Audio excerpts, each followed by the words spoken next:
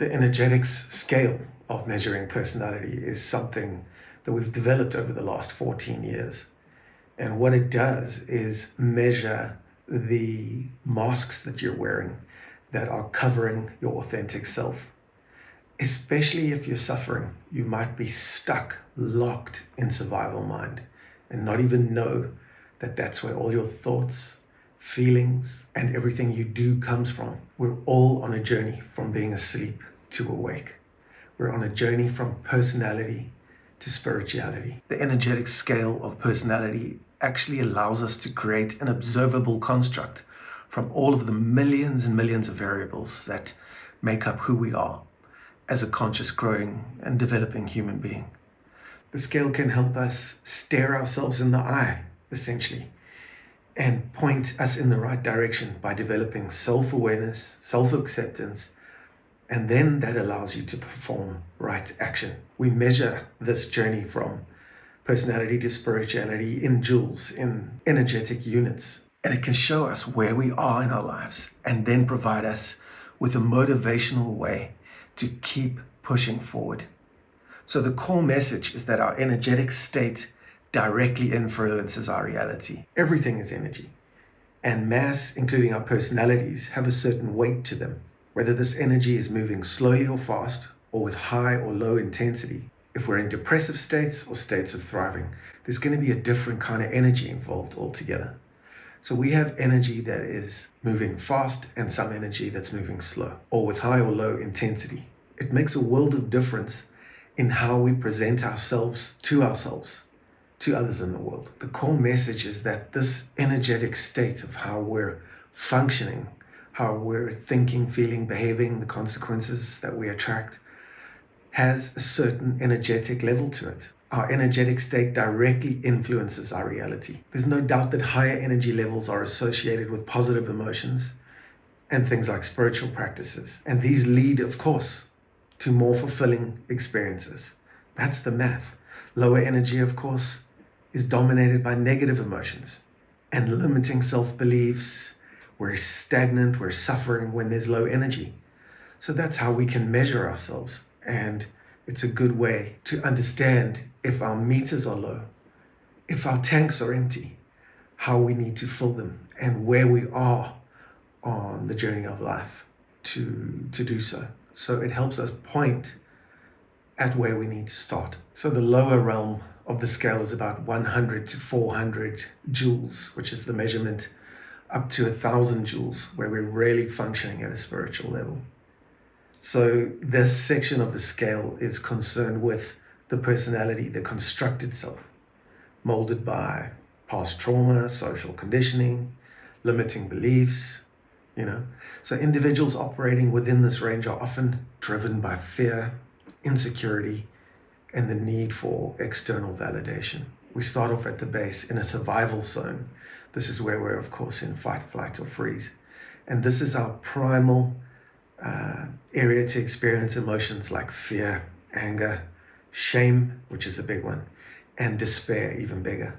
Where these things dominate, life experience is a constant struggle, marked by anxiety, restlessness, and poor decision making. We then move up slightly higher, around 300 to 400 joules, into the reactive zone, where people are starting to move out of survival mind, but they're highly reactive. They're asking themselves the question, is the world a beautiful, loving, and benevolent place, or is it a malevolent, violent, horrible place? And answering with the latter, because of what they're experiencing inside. That's what they see outside, on the news, in other people. And that's how they perceive that the world is unfolding around them. In the meantime, this reactivity is being experienced within. And what needs to change? Of course, it's easier to save the world, I always say, than to work on yourself. Going within is far more scary. It's easy to save the world. It's just not going to happen, especially when you can't save yourself. So it gives you that sense of certainty in your subconscious mind that keeps you stuck and sick. Gary Zukov said, when the personality comes to save and service the soul, or the sacred self, or this authenticity, that authentic empowerment is there. So in around the middle of the scale, about 500 joules, I call it the awakening zone. And this level marks the beginning of self-discovery. So this is where things really start to change and the scales start to tip. Individuals start questioning their limiting beliefs and become aware of deep-seated emotional patterns. And anybody can do this work. It's not as though you need to follow one route of medication, psychology, whatever it's going to be that rows your boat. You can do a lot of work on yourself. It's always been a core theme of the work that we do here at the center in South Africa.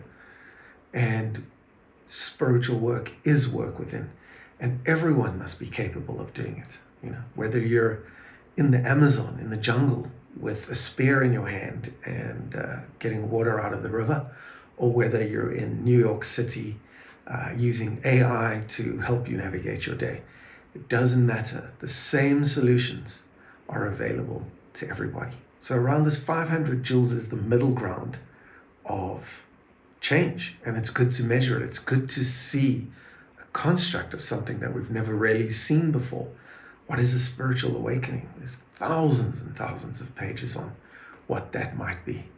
And of course, we call it a paradigm shift, a tipping point. It doesn't matter what you call it. But there comes a time in our lives where what's no longer working becomes too much, too painful to bear. And we become sick and tired of being sick and tired. So change comes, and life is always pushing us forward. So something's going on here, talking about what we cannot see. And it's something good. Look where the scale takes us. That's all the evidence that anybody needs to know that something real and concrete is going on here in life. And everyone's life purpose is the same. It's to wake up, find meaning, and then contribute to the world. And it's easier said than done. What we don't know seems far, far more frightening than anything else we could experience. So the awakening zone starts with self-discovery. You start questioning the limiting beliefs that your subconscious has brought into your reality. And you become aware slowly over time over your own emotional patterns. There can be some discomfort. Any change is uncomfortable, but the journey is well worth it. At around 600 joules, you enter the empowerment zone. Here, people experience increased confidence, certainty from the uncertainty that they walk through. And a new sense of wisdom starts to bubble to the surface.